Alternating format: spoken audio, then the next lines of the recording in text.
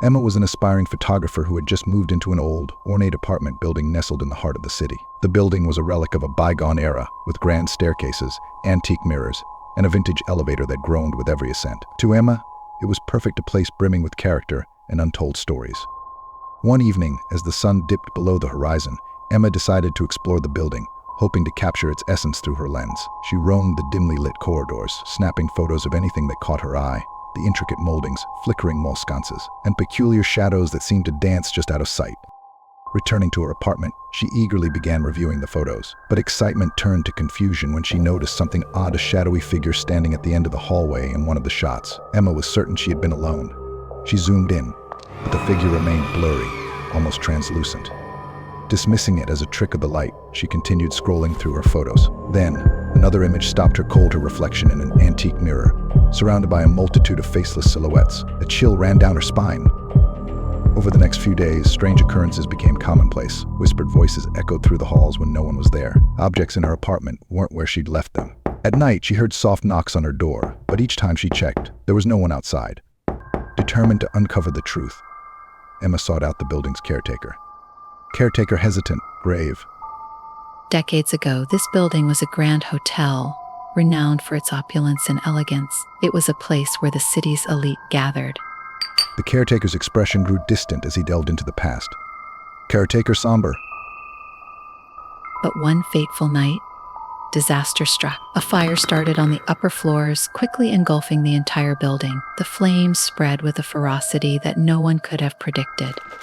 She paused, taking a deep breath before continuing. Caretaker emotionally. The fire raged out of control, fueled by old wooden beams and flammable materials. The fire department struggled to contain it, but the intensity of the blaze made it impossible to get close. The heat was so intense that the firefighters could only watch from a distance. The caretaker's voice trembled with the weight of his words. Caretaker speaking regretful.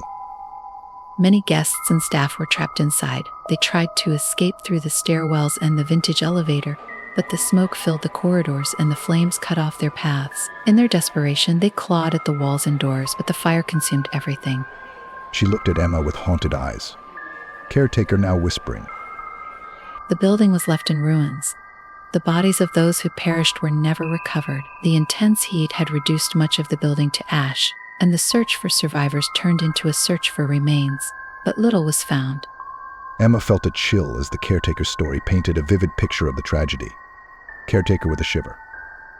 People say the souls of those who died that night never left. They claim that the spirits of the victims still wander these halls, trapped in a limbo between life and death. They search endlessly for an escape, unable to move on from the horror they endured. Emma listened, her fear deepening as the caretaker's grim tale added a chilling new layer to the mystery she faced. That night, sleep eluded her. As the clock struck midnight, she heard the elevator outside her apartment groan to life.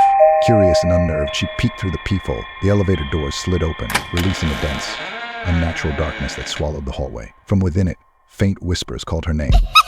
Backing away in fear, Emma heard the creak of her apartment door slowly open. The lights flickered, then went out, plunging the room into darkness. Her camera, sitting on the table, began flashing sporadically. Each burst of light revealed shadowy figures creeping close. Desperate to escape, Emma grabbed her camera and bolted into the hallway, only to find it transformed. The corridor stretched on infinitely, lined with identical doors. Fog filled the space, and the whispers grew louder, more insistent. She ran, trying door after door, but each one was locked. Behind her, the faceless figures from her photos emerged, their blank faces turning toward her. "Join us," they whispered in unison. In her panic, Emma slammed into a final door at the end of the corridor. It gave way, and she stumbled into a room filled with photographs. They covered every inch of the walls and ceiling. Each photo was of her captured at moments she couldn't remember, from angles that should have been impossible. In the center of the room stood a tall, antique mirror. Drawn to it, Emma stepped forward. Her reflection smiled back, though she wasn't smiling. The mirror's surface rippled, and a cold, translucent hand reached out, grasping her wrist and pulling her in. The next day, the caretaker noticed that Emma hadn't collected her mail. Concerned, she knocked on her door but received no answer. Inside, the apartment was empty, save for her camera lying on the floor. She picked it up, clicking through the photos. The last image made her blood run cold, a photo of the hallway, with Emma's terrified face peering out from the mirror on the wall. The building continued on, its secrets intact. A new tenant moved in, unaware of the vanished photographer, with a silent echo of her footsteps now joining the whispers in the dark.